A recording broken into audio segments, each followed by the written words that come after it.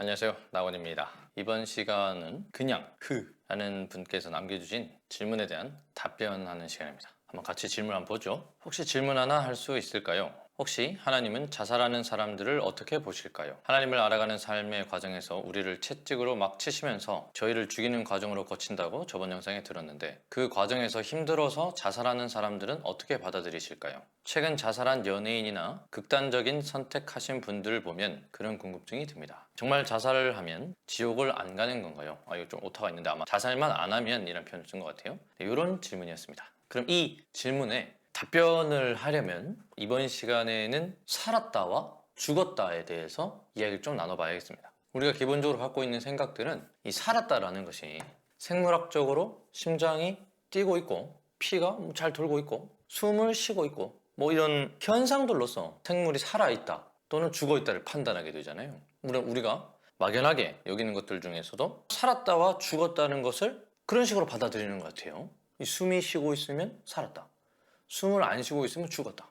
그러면 그것은 생물학적인 관점, 육적인 관점, 육신이 살았다 죽었다를 의미하는 삶과 죽음을 나누는 기준이 될 것 같아요. 심장을 뛰고 있다거나 안 뛰고 있다거나 아니면 숨을 쉬고 있다거나 안 쉬고 있다, 이 말 자체가요. 그렇다면 성경에서 말하는 이 살았다는 것과 죽었다는 것이 이 육신의 삶과 죽음에 관해서 이야기하는 것인가, 아니면 영이 살았다 죽었다를 말하고자 싶으신 것인가, 그럼 분명 차이가 있다는 거죠. 그러니까 성경을 읽을 때 그냥 은연중에 나의 육신이 일어나는 일들에 대해서 대입해서 생각하는 경우가 많습니다. 그러나 저의 영상을 좀 꾸준히 보신 분들이라면 성경에서 말씀하시고자 싶으신 내용은 오직 한 가지밖에 없는데, 나의 영과 하나님이 연합되는, 예수 그리스도가 내 안에 와서 예수님의 영과 연합되는 상태, 즉 묵시의 세계, 영의 세계, 영혼의 세계, 그런 것에 관심이 많으신 분이 하나님이시라는 것을 제가 이 성경을 통해서 몇 번이나 이제 반증했던 것 같아요. 그럼 오늘도 살았다라는 것은 성경적인 관점에서는 무엇을 살았다고 하는지 한번 생각해 봅시다. 에스겔 18장 20절을 보면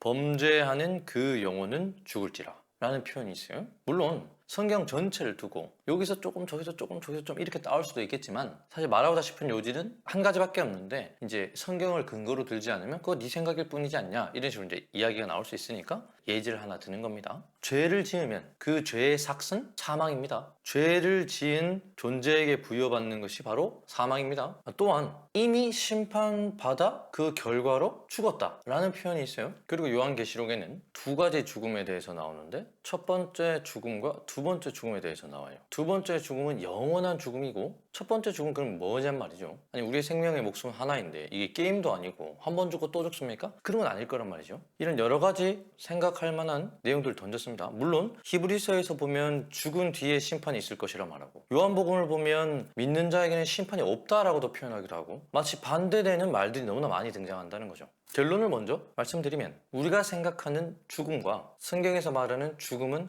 다른 것입니다. 성경에서 말하는 죽음은 예수 그리스도가, 즉 영이, 하나님의 영이 없는 상태를 너 죽었다 라고 표현하고, 하나님의 영이 나에게 있는 상태, 성령이 나에게 있는 상태를 너가 살았구나 라고 표현합니다. 물론 성경을 하나하나 또 찾아서 왜 그렇게 판단하는지에 대해서 또 찾아볼 수도 있겠으나, 너무나 많은 곳에서 그것들이 나오고 있기 때문에 좀 벌써 이것만 보더라도 하나님의 기준은 명확하고 명명백백하게, 하나님의 영이 나에게 오실 때에, 하나님의 영이 나의 안에 있을 때에만 내가 살은 존재이고, 하나님의 영이 나에게 없을 때에는 죽은 존재이구나. 그래서 예수님께서는 너희들 중에서 살아있는 중에 하늘을 볼 자들이 있다라고 말했죠. 아니, 어떻게 살아있는데 하늘을 봅니까? 하나님의 영이 나에게 오는 것 자체가 하나님이 나를 통치한다는 것이고, 천국은 하나님의 통치를 받는 것이요, 내가 이미 하늘나라를 경험하고 있는 것이지요. 그래서 죽지 않음에도 불구하고 하늘나라를 보게 되는 것입니다. 또한 아까 그 여러 가지 히브리서 말씀, 요한복음 말씀, 구약에서 등장하지만 이미 심판받아 그의 결과로 죽었다라고 했죠. 이미 심판받아 죽었다라는 것은 내가 나의 주인이 되어, 즉 선악과를 따먹고, 선악과가 뭡니까? 하나님과 같이 되어 옳고 그름, 선악을 판단하는 상태, 신이 된 거죠. 내가 주인된 삶을 살아가는 이 존재는 하나님이 필요가 없고 곧 나 혼자 살아가게 되는 것이지요.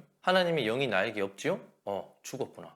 심판의 결과로 말미암아 이미 죽었구나. 죄의 삭은 사망이구나. 딱 정확하게 그 상태에 해당된다는 겁니다. 그래서 어떤 이들이 이 성경책을 읽게 되면 이 말씀과 이 말씀 분명히 모순적이다라고 느끼겠지만 지금 제가 말한 것들을 잘 이해하시는 분들은 분명히 이게 모순 없이 정확하게 한 상태를 의미하고 있구나를 알게 될 겁니다. 그러면 그 상태로 말미암아 죽은 존재들을 살리시는 것이 바로 부활시키는 겁니다. 하나님의 영이 없음에 내가 죽었죠? 그것을 깨닫는 자들. 근데 대부분의 상태는 어떤 상태입니까? 저기 죽고 나서 실제 육이 죽고 나서 땅에 묻혔다가 살아나는 것들을 상상하고 있다. 육에서 살아나는 좀비들도 아니고 시체들이 살아나는 그런 것들을 꿈꾸다 보니까 여전히 지금 현재 나를 어떤 상태로 여깁니까? 나는 살아있다. 나는 안 죽었다라고 여기고 있죠. 의원도 병자라야만 쓸 데가 있나니 스스로 병자라고 여기지 아니하니 어둠이 빛으로 나오지 않는 것은 어둠이 빛으로 나와서 치료받을까 봐 두려워서 안 나온다 그랬거든요. 그러니까 나는 사실은 죽었다라는 걸 인지 못하는 상태니까 스스로 병자인데 병자임을 느끼지 못한다는 말이고, 그러면 하나님이 절대로 나를 치유할 수가 없겠죠. 필요가 없으니까. 이 필요가 없으니까. 그러니까 그런 부활을 꿈꾸는 사람들에게는 이 말이 너무나 모순적인 말로 들리겠지만 그 말이 아니라는 거죠. 내가 주인 돼서 사는 삶, 하나님이 없는 삶, 영이 나에게 부어지지 않는 삶, 성령이 나에게 오지 아니한 삶, 선악과를 따먹은 이후의 그 삶은, 율법 아래에 갇혀있는 그 삶은 여전히 이미 죽은 상태라는 겁니다. 이걸 뭐라 부르냐면 없음이라 그럽니다. 없음. 없습니다. 있음과 없음을 나누는 것은 이런 물질적으로 눈에 보이는 것과 나오는 것, 그걸로 나누는 것이 아니라 하나님 관점에서는 하나님의 영이 있음이요 하나님의 영이 아니면 없음이요 이거라 이 말이죠. 나는 이미 없음, 무존재, 아무것도 없는 존재라는 겁니다. 육이죠, 육. 아무것도 의미 없는 존재. 오직 하나님만 거룩하니 나에게는 거룩한 것이 하나도 없으니 나는 없음이라는 거죠. 하나님은 선하신 분이시고 나는 그 선함을 갖지 못한 상태이기 때문에 대비되는 존재로서 악이죠. 우리가 율법이 있기 전에는 죄가 죄인 줄 몰랐거니와 율법을 빛이 나에게 드디어 비추어야만 내가 그제서야 어둠으로 스스로 인식하는 거죠. 지금까지 죽음이라는 것을, 그리고 산다라는 것을, 살았다라는 것을 조금 이해시키기 위해서 여러 가지 예제를 들어봤어요. 이해되셨을란가 모르겠네. 따라서 어차피 하나님을 만나지 아니한 상태에서 자살을 하든 자살을 아니하든 두 존재 다 이미 없습니다라는 겁니다. 이미 없음이라는 겁니다. 이미 그들은 무적행에 갇힌, 지옥에 갇힌, 이미 심판받아 죽음을 이미 맞이한 자들이라는 겁니다. 저조차도 마찬가지로 그랬고요. 우리가 저기 죽은 뒤에 한 2400년, 2600년 그 연도는 아무도 알 수 없지만 당연히 이단 교회 사람들은 몇 년도 곧 있으면 심판이 곧 있으면 도래하니 전 재산 다 바쳐라 이런 식이 되겠지만 이미 심판받아 죽음에 있는 이 존재들은 이미 무적행이라는 거죠. 무적행은 뭡니까? 끝이 없는 갱도, 계속 떨어지는 상태. 그러니 어떤 것도 채울 수 없는, 계속 공허를 느낄 수 없는 상태, 계속 무언가를 갈망하지만 그 마음 가운데 어떤 것도 채울 수 없는 상태 속에서 이 세상을 너무나 공허하게 살아가게 되죠. 그렇기 때문에 오늘 질문자께서 말씀하신 연예인, 재벌, 그리고 그 외에 유명한 권력가 등등등, 그러니까 진시황제 같은 경우에도 영생을 결국 추구하게 되는 이유가 나머지를 아무리 채우려고 해도 채워지지 않는 이 공허한 갈증 때문에 무적행에 빠져있는 이 존재는 무언가를 계속 갈망한다는 거죠. 근데 어느 누구도, 어느 인간도 채우지 못하는 것이 바로 영생 관련된 부분이잖아요. 그 부분을 채우지 못하죠. 그냥 계속 죽어있는 상태라는 거죠. 죽어. 그러니까 연예인이 자살한다. 자살 때문에 지옥에 간 것은 잘못된 표현이라는 거죠. 이미 지옥이다. 이미 죽음이다. 이미 없습니다. 이렇게 받아들이는 게 정상적으로 성경을 이해한 사람이 아닌가. 일반 기독교적인 신앙과 매우 다르다고 생각할 수 있는데 저는 그렇게 생각하는지 별로 관심도 없습니다. 제가 읽은 성경은 그랬다는 거죠. 제가 저에게 말씀해 주신 하나님이 그랬다는 거죠. 너가 나하고 함께하는 그 순간부터 너는 곧 영생이요? 너가 나하고 함께하지 않았던 그 순간이 곧 죽음이었다. 삶이 아니었다. 살아있지 않았다. 무적행이었다. 결코 어떤 것도 채울 수 없는 그 상태 속에서 계속해서 무언가를 갈망하는데 채울 수 없는 그 상태, 공허한 상태로 남아있는 그 존재였다. 사실 존재가 없음이죠. 없음. 그럼 이 존재가 실제로 육적인 죽음을 맞이하면 어떻게 됩니까? 없음이 없음으로 돌아가는 거죠. 없음이 없음으로 돌아가는 거죠. 하나님 이외에 우리가 무슨 의미가 있습니까? 하나님 이외에 우리에게 무슨 의미가, 우리에 나오는 것 중에 선이 아무것도 없다 그랬죠? 그러니까 하나님을 만나기 이전에 자살하면 없음이 없음으로 돌아가는 겁니다. 지옥에 간다라는 표현이 엄밀히 말해서 틀린 것 같진 않지만 자살을 해서 지옥에 간 것은 아니라는 거죠. 이미 지옥이었는데 자살을 했다. 이렇게 표현하는 게 맞죠. 그러면 이런 질문이 들 겁니다. 그렇다면 하나님을 만난 사람이, 하나님을 만난 존재가, 하나님의 영과 연합된 존재가 자살을 했을 경우에는 어떻게 될까요? 이미 천국이었죠. 자살을 해서 지옥으로 결과가 바뀌는 것이 아니라 이미 하나님과 영이 함께 된 것인데 육의 장막을 벗었을 뿐인데 왜 지옥으로 가게 되는, 하나님의 원하는 목적 단 한 가지였잖아요. 우리의 영과 연합되는 것, 우리와 하나가 되는 것이 하나님이 원하시는 목적이었잖아요. 당연히 단순히 육의 장막을 벗는다고 해서 이 육신이 없어진다고 해서 지옥으로 간다는 것은 하나님이 우리와 약속하셨죠. 구약에서는 이 짐승의 시체를 지나가면서 내가 이 약속을 어기면 이 짐승과 같이 찢어지겠다, 그런 죽겠다라는 약속을 하신 거죠. 그러니까 그리고 하나님이 맺어준 이 약속은 누구도 끊을 수 없다고 했죠. 가장 많이 결혼식 때 목사님들이 인용하는 하시는 말씀이 하나님이 뭐 연합하신 인연은 누구도 끊을 수 없다고 했는데 이혼하는 커플 졸라 많죠. 그 연합을 이야기하는 게 아니죠. 하나님의 영과 나의 영이 연합되는 그것은 누구도 끊을 수 없다. 그러니까 육신의 장막을 벗었다고 해서 아니라는 거죠. 그건 아니라는 거죠. 하나님의 영과 연합되는 상태, 하나님의 통치를 이미 받고 있고 이미 곧 천국이다. 그럼 이 존재는 육신의 고통을 느끼지 못하네. 육신의 고통을 느끼죠. 그러나 하나님의 영과 관련된, 하나님과 함께 된 상태에서 천국을 누리는 삶 안에서는 육신의 고통과 상관없이 무언가로 채우려고 갈망하는 상태로 빠지진 않죠. 육신에서 배가 고플 수 있고 뭐 자동차가 없어서 걸어 다니는 거에 대해서 피곤함을 느낄 수 있고 열심히 육신의 이 밥을 먹기 위한 노력에 의한 피곤함은 있을 수 있겠으나 지금 이 존재가 나를 구원해 주실 분이 누군가, 나는 도대체 어디서 어디로 왔는가, 이런 거에 대한 갈망함을 느끼겠냐 이 말입니다. 우리 메슬로우 욕구 5단계인가 7단계인가 뭐 거기 안에서도 마지막 최종 결론은 결국 자아 실현과 또는 나는 누구인가, 나는 누구로부터 왔는가, 맨 마지막에 먹고 싸고 이런 것들은 맨 마지막에서 나타나는 육신의 완전 육적인 욕구들이잖아요. 근데 맨 마지막에 결국에는 인간은 이 질문을 할 수밖에 없다는 거죠. 나는 왜 태어났는가, 나는 어디서부터 왔는가, 나를 만든 존재는 누구인가, 나는 자연 발생한 건가, 여러 가지 답변을 내놓죠. 그러나 기독교적 가치관 안에 있는 사람들은 그 답변을 찾지를 못하니 세상적인 것들을 끌어와서 이 세상에서 어떻게 열심을 살아서 거기다가 의미 부여하는 경우가 많은데 하나님을 만난 존재는 그렇게 절대 이야기하지 않죠.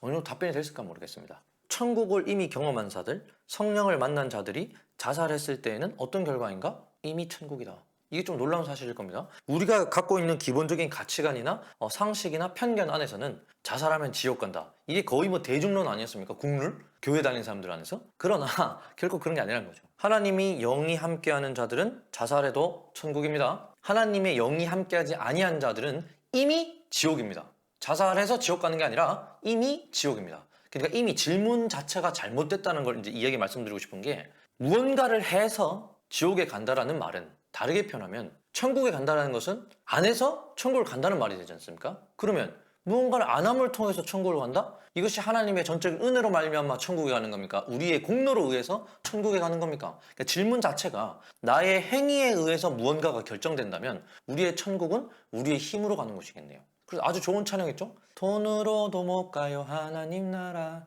뭐였더라? 믿음으로 가는 나라 하나님 나라, 그거 있잖아요. 그거 아주 진리라는 거죠. 그러니까 이미 행위에 대한 질문이 내 가치관과 내가 여태까지 배웠던 나의 생각과 나의 주관에 의한 결과물이라는 거죠.